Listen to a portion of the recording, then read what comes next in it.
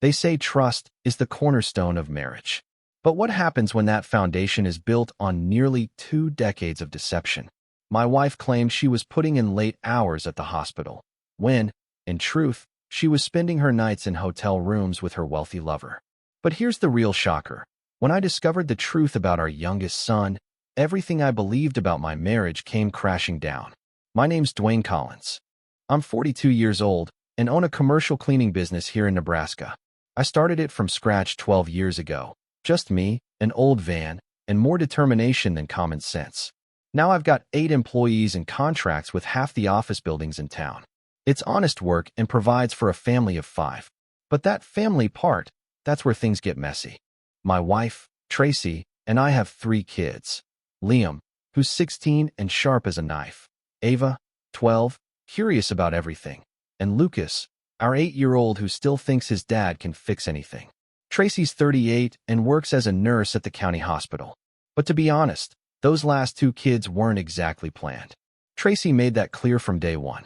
After Liam, she wanted to stop. She said 1 was enough. Kids were expensive, and she had career goals. But I wanted a bigger family. Growing up an only child, I knew what loneliness felt like. Maybe that was selfish, but when the condoms failed a couple of times, I didn't exactly complain.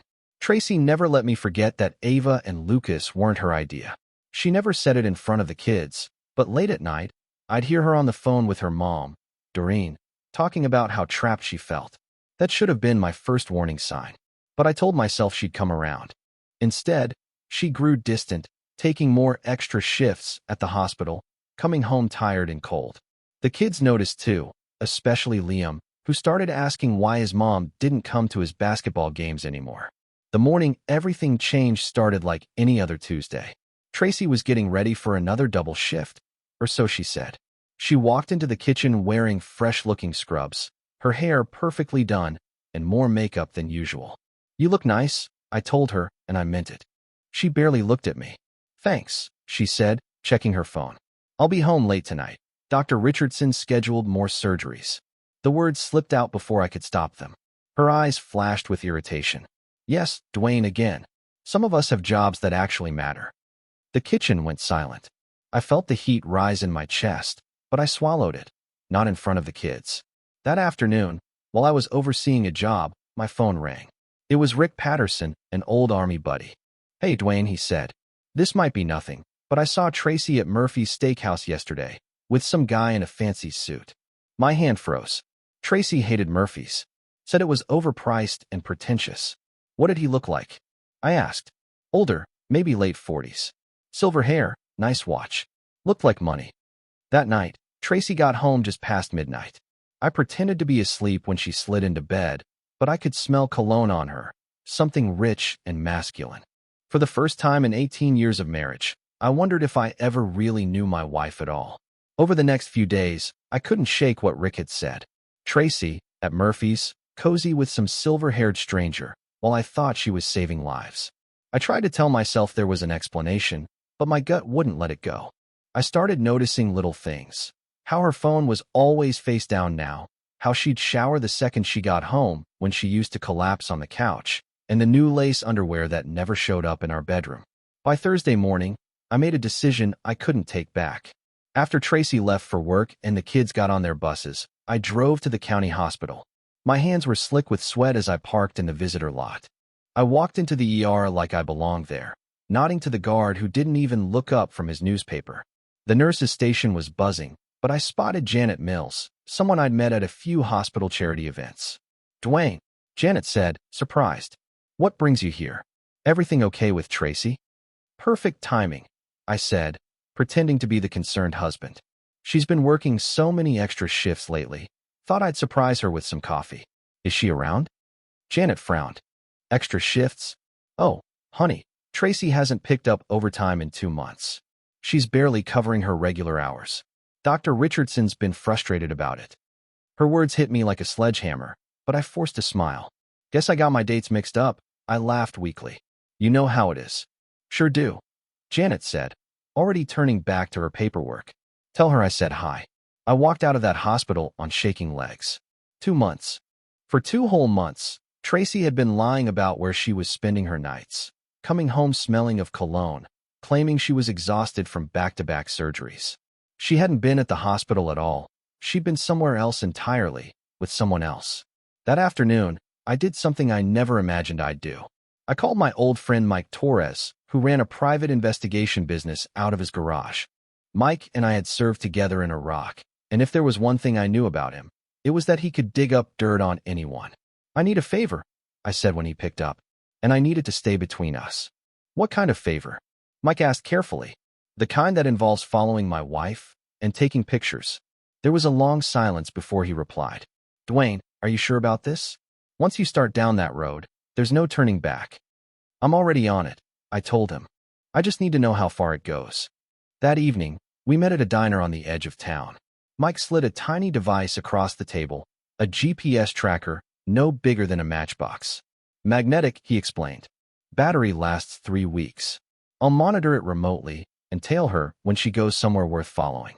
My rate's $200 a day, plus expenses." I handed him $400 in cash. 2 days should do it. That night, after Tracy went to bed claiming she was exhausted from another shift, I slipped out to the garage. My hands were steady as I attached the tracker beneath her car's rear bumper. It clicked into place with a soft sound that felt deafening in the quiet night. As I walked back into the house, I felt like a stranger in my own life. The man who had kissed his wife goodnight 20 minutes earlier wouldn't have planted a tracker on her car. But that man also wouldn't have married someone capable of lying straight to his face every day without blinking. I was realizing that sometimes, to deal with people who aren't who you thought they were, you have to become someone you barely recognize. Mike's first text came Saturday evening while I was helping Lucas with his homework. It was short. "Got something. Check your email." I excused myself to the garage and opened my laptop. The photos made my stomach twist. Tracy's car was parked outside the Marriott downtown. In the next image, she was walking into the hotel with a man who perfectly matched Rick's description: silver hair, sharp suit, confident smile. The timestamp read 2:47 p.m., the exact time she was supposed to start her shift. The next photo showed them in the hotel bar, sitting close together, his hand resting on her knee. Tracy was laughing, her head thrown back in a way I hadn't seen in years. She looked genuinely happy, happier than she'd been at home in a long time. Then came the punch to the gut, a photo of Tracy and the man entering an elevator hand in hand, gazing at each other like teenagers. The timestamp said 4:23 p.m. Moments later, my phone buzzed again. They stayed 2 hours. Got the license plate too. Running it now. I stared at those photos, feeling something cold settle in my chest. Not anger. That would come later, but acceptance. The truth was undeniable. My wife, the mother of my children, was having an affair. Sunday morning brought another blow. I was flipping pancakes when Tracy casually mentioned she'd picked up a Sunday shift. On Sunday, Liam asked, glancing up from his phone. "Mom, you never work Sundays." Tracy's jaw tightened. "Well, I do now," she snapped. "Some of us have responsibilities." After she left, I called Mike. "She's moving again," I said. "Already tracking her," he replied. "She's not going to the hospital. She's headed east, toward the business district." An hour later, he texted me an address. The Riverside Country Club, the priciest club in town, where membership cost more than I made in 6 months. Then Mike sent the results from the license plate check. The man's name was Reginald Hope, age 48, CEO of Hope Development Corporation. Married to Patricia Hope for 22 years, 3 kids, and a net worth of about $12 million. Everything suddenly made sense. Tracy wasn't just cheating, she was trading up. She was looking for a way out of our middle-class life and into something shinier, richer, something that didn't include a cleaning company husband and 3 kids she never really wanted. I spent the rest of Sunday planning my next move, not a confrontation, because that would only give her a chance to lie more, but protection. For me, for the kids, for everything I'd worked for. That evening, Tracy came home glowing, claiming the hospital had been quiet and that Dr. Richardson had thanked her for coming in on short notice. "How thoughtful of him," I said, studying her face. She smiled and went straight to the shower, humming the same tune she'd been humming all week. I recognized it now, "The Way You Look Tonight," the same song playing in the hotel bar from Mike's photos. Monday morning, I did something I never thought I'd do. I booked an appointment with a divorce lawyer. Not because I was ready to pull the trigger yet, but because I needed to understand what I was up against if things got ugly. His name was Robert Fleming. His office wasn't anything fancy, just a small suite above a hardware store on Main Street. But Mike said he was sharp and didn't play games. Fleming was a thin man in his 50s with graying hair and tired eyes that had seen too many marriages fall apart. I laid out everything. The lies, the photos, the background check on Reginald Hope. "How long do you think this has been going on?" Fleming asked, jotting down notes. "At least 2 months that I can confirm," I replied. "Probably longer." Fleming nodded slowly. "And you've got 3 children, right?" "Yes. 16, 12, and 8. "This could get messy," he warned. "Especially if she decides to fight for custody. You'll need to document everything. Her absences from home, her lies about work, any signs she's neglecting her parental duties." That afternoon, I began keeping a journal. Every lie Tracy told, every time she skipped one of the kids' events, every night she came home late smelling like another man's cologne, I wrote it all down, with dates and times. I also started recording our conversations. Nebraska's a one-party consent state, which means I could legally record anything I was part of. I bought a small digital recorder and kept it tucked into my shirt pocket. The breakthrough came Wednesday evening. Tracy was in the shower after another supposed double shift, and I was helping Ava with her math homework when I heard her phone buzz on the kitchen counter. She'd forgotten it, something she never did anymore. The message was from Dr. Richardson. "Can't wait to see you tomorrow. Same place, same time. You're incredible." I took a screenshot and deleted the notification before she got out of the shower. When she came downstairs looking for her phone, I was calmly reading the newspaper like nothing had happened. "Did my phone ring?" Tracy asked, checking her screen. "Not that I noticed," I said without looking up. That night, after she fell asleep, I transferred the screenshot to a secure folder on my laptop. Tomorrow, I'd have Mike tail her again. But now, I had something solid, proof from her own phone that Dr. Richardson was more than just her boss. The hardest part wasn't discovering my wife's betrayal. It was watching my kids slowly realize their mother was slipping away from them. Liam had stopped asking her to come to his games. Ava had quit showing her school projects. And little Lucas had started coming to me for everything, even the things he used to ask his mom about. They could feel it, even if they couldn't explain it.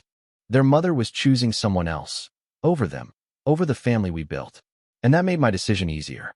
I wasn't just fighting for my marriage anymore. I was fighting for my kids, for their stability, their future. And I wasn't about to lose that fight. Friday evening brought the confrontation I'd been dreading. Tracy was getting ready for another shift when Lucas came running down the stairs, tears streaming down his cheeks. "Mommy," he cried, tugging at her scrub top. "I need help with my science project. It's due Monday." Tracy pulled her arm away like he was bothering her. "Lucas, I don't have time for this," she snapped. "Can't you see I'm getting ready for work?" "But you promised you'd help me," he wailed. "I never promised anything," Tracy said coldly. "Ask your father. He's good at cleaning up messes." That's when I heard it, the line I'd been waiting for, though I never wanted to hear it. The recorder in my shirt pocket was running, and Tracy had just handed me gold. "Tracy," I said evenly, "he's 8 years old and just wants help with his homework." She spun around, frustration twisting her face. "You know what, Dwayne? I'm sick of this. I'm tired of these kids always needing something. I never wanted 3 children. You forced that on me. And now I'm supposed to pretend I'm happy about it?" "Mommy," Ava's small voice came from the stairs. She stood there in her pajamas, eyes wide, having heard everything. Tracy turned toward our 12-year-old with open resentment. "Ava, go to your room. Why don't you love us anymore?" Ava whispered, tears starting to fall. The silence that followed was crushing. Tracy just stared at her daughter, and for a second, I thought she might say something to fix what she'd just broken. But she didn't. She grabbed her purse and headed for the door. "I have to go to work," Tracy said coldly. "Some of us have important things to do." After she left, I held both kids while they cried. Liam came downstairs, took one look at us, and just shook his head. "Dad," Liam said softly, "you know she's not actually going to work, right?" I looked at my 16-year-old son and realized he had pieced it together himself. "How long have you known?" "A couple weeks," he said. "I saw her at the mall with some older guy when she was supposed to be at the hospital. They were holding hands." That night, after I got the younger kids settled, I called Mike. "I need everything you can dig up about this affair," I told him. "Times, locations, pictures, all of it." and I need it fast. What's going on? Mike asked. She's starting to show her real face in front of the kids, I said. I need to stop this before she does any more damage. The end arrived on a Tuesday morning in October. I'd been preparing for this day for weeks, quietly moving my important things, legal papers, family photos, anything valuable, into a storage unit across town. The kids sensed something was about to happen. I tried to prepare them gently. Tracy left for yet another fake shift, kissing me goodbye like she had for 18 years, unaware it would be the last time. After the kids caught their buses, I loaded the final boxes into my truck. The dogs came with me. Tracy had never liked them anyway. I left one thing on the kitchen table for her to find when she came home, my wedding ring and a single piece of paper with 4 words, I know about Reginald. That afternoon, I picked up the kids from school. I had already arranged for them to stay with my brother for a few days while things settled. Liam understood. The younger 2 were confused but trusted me. Where are we going, Dad? Ava asked as we drove toward my brother's house. Somewhere Mom can't hurt you anymore with her words, I told her. Around 6 p.m., my phone started ringing. Tracy calling from an unknown number. I didn't pick up. She called 17 times that night. I let every call go to voicemail. The messages came exactly as I expected. First denial. Dwayne, I don't know what you're talking about. Call me back. Then anger. How dare you take my children and disappear like a coward. Finally bargaining. Please, we can work this out. I made a mistake, but we can fix this. But I was done fixing what Tracy had broken. Wednesday morning brought a text from Mike. Your wife showed up at my office demanding to know where you are. I told her I don't discuss client business. She's desperate. Thursday, Fleming called with an update. She's hired Carol Stern as her attorney, he said. Stern's tough, but expensive. Your wife's going to need serious funding for this fight. Let me guess, I said. Reginald Hope is footing the bill. That would be my assumption, Fleming replied. But here's the thing. We've got evidence of adultery, abandonment of parental duties, and financial deception. Nebraska isn't a no-fault state for property division. Her affair is going to cost her. Saturday morning, exactly 1 week after I left, Tracy finally tracked me down. I was at the storage unit organizing my last belongings when her car pulled up. She looked awful, hollow-eyed, unwashed hair, wearing the same clothes I'd seen 3 days ago. She approached me like someone approaching a wild animal. Dwayne, Tracy said, her voice cracking. Please, we need to talk. No, I replied flatly. We don't. I made a mistake. It's over with him. I choose our family. I looked at the woman I'd married, the mother of my children, and felt nothing but pity.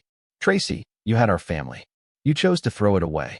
You told our 8-year-old son you never wanted him. Her face went pale. She had forgotten about the recorder. You can't use that against me, Tracy whispered. Actually, I can. And I will. That day she came home to an empty house. 10 months later, she found out why. Within days, Tracy's desperation became the talk of our small town. According to my brother Jim, she showed up at his house 3 times demanding to see the kids. Each time, Jim told her the same thing. They don't want to see you right now. Next, she tried my mother. Mom later told me the exchange went exactly as expected. Helen, Tracy had said, standing on Mom's porch with red-rimmed eyes. Please tell me where Dwayne is. We can fix this. My mother, all 5'2" of her, looked Tracy up and down with pure disappointment. Tracy, Mom replied firmly. You told my grandchildren you never wanted them. You broke my son's heart for some rich man's attention. There's nothing left to fix. Then she shut the door. Tracy's lowest move came through the kids' schools. She showed up at Lucas's elementary school claiming she needed to pick him up for a doctor's appointment. The secretary called me immediately. Mr. Collins, Mrs. Wilson said, your wife is here demanding to take Lucas. Should I call the police? If she doesn't leave voluntarily, yes, I said. Tracy left, but not before screaming in the school parking lot that I'd kidnapped her children. Half the neighborhood heard about her breakdown by nightfall. She even hired a private investigator to tail me. The man was obvious, sitting outside my storage unit, following me to the grocery store. I called Fleming. She's having me followed. I told him. Good, Fleming replied. That shows desperation and harassment, Fleming said. Document everything. This will work in our favor. 3 weeks after I left, Mike called with news. Your wife's boyfriend dumped her, he said. I followed her to Hope Development yesterday. She went into Reginald's office crying and came out 20 minutes later, still in tears. She sat in her car for an hour. That explained the increasingly frantic calls I had been receiving. Tracy had lost her husband, her boyfriend, and her children, all within a month. The reality of her choices was finally settling in, but I felt no sympathy. She had made her bed, and now she was lying in it alone. The entire town watched her unravel, and everyone knew why. The divorce papers were served on a cold December morning at Tracy's workplace. I had Fleming deliver them personally, ensuring her coworkers would witness her humiliation. She had publicly destroyed our family. Now she had to face the consequences publicly. According to Janet Mills, Tracy's reaction was exactly what I had hoped for. She broke down in the nurse's station, crying and insisting it had all been a mistake. Dr. Richardson sent her home. The papers detailed everything: adultery, abandonment of parental duties, emotional abuse of minors, and financial deception. Fleming had meticulously documented every lie with timestamps and evidence. Tracy hired Carol Stern, an expensive attorney known for aggressive tactics. The retainer alone was $15,000, confirming Reginald was funding her defense. Stern's first move was predictable. She filed for temporary custody and emergency spousal support, claiming, "I was married to an unstable man who kidnapped the children in a jealous rage." Fleming laughed. "She's grasping at straws. We have recordings of your wife telling the kids she never wanted them. Stern knows she's fighting a losing battle." The temporary hearing was set for January 15th. 2 days before, Stern filed a desperate motion claiming I had been psychologically abusive throughout our marriage, forcing Tracy to have children she didn't want. "It's a Hail Mary," Fleming said. "She's trying to flip the narrative, make Tracy the victim. But we have 18 years of evidence showing you were a devoted husband and father." The hearing was a masterclass in legal strategy. Fleming presented our evidence step by step: GPS data, photos of her affair, employment records proving she had lied about overtime, and finally the recorded conversation where she told the kids she never wanted them. When that recording played, Tracy went pale. Her own words, telling Lucas she was tired of the kids always needing something, made several people in the courtroom visibly flinch. Judge Morrison listened with increasing sternness. When Stern tried arguing Tracy deserved a second chance, the judge interrupted coldly. "I've heard a woman tell her 8-year-old child she never wanted him," Judge Morrison said. "This court will not reward that behavior." The ruling was swift. I received temporary full custody. Tracy was granted supervised visitation only, pending a psychological evaluation. No spousal support. Nothing. As we left the courthouse, Fleming warned me, "This is just the beginning, but we hold the high ground now." Justice was finally coming. 3 months after the custody hearing, Fleming called with news that changed everything. The court-ordered psychological evaluation recommended DNA testing for all 3 children, standard procedure in contested custody cases. "Dwayne," Fleming said carefully, "we got the DNA results back. There's something you need to know about Lucas." My stomach dropped. "What about Lucas?" I asked. "He's not biologically yours," Fleming said. The words hit me like a punch to the gut. Lucas, my 8-year-old son, who still climbed into my lap for bedtime stories, who called me dad with total trust, wasn't actually mine. "Are you sure?" I asked, though I already knew he wouldn't call unless it was confirmed. The test was run twice. "Lucas shares no genetic markers with you." I sat in my truck outside the school, staring at nothing. Every time Tracy had gotten defensive when I questioned Lucas's conception, every lie she'd told, it all clicked. The affair with Reginald wasn't her first betrayal, just the latest I discovered. When I picked up Lucas that afternoon, he ran to me as usual, backpack bouncing, excited about his day, looking up at me with trust-filled eyes. I felt the same overwhelming love I had always felt. DNA didn't change 8 years of being his father in every way that mattered. "What are my options?" I asked Fleming that evening. "This actually strengthens our case," Fleming explained. "Since Lucas isn't biologically yours, it proves Tracy had an earlier affair.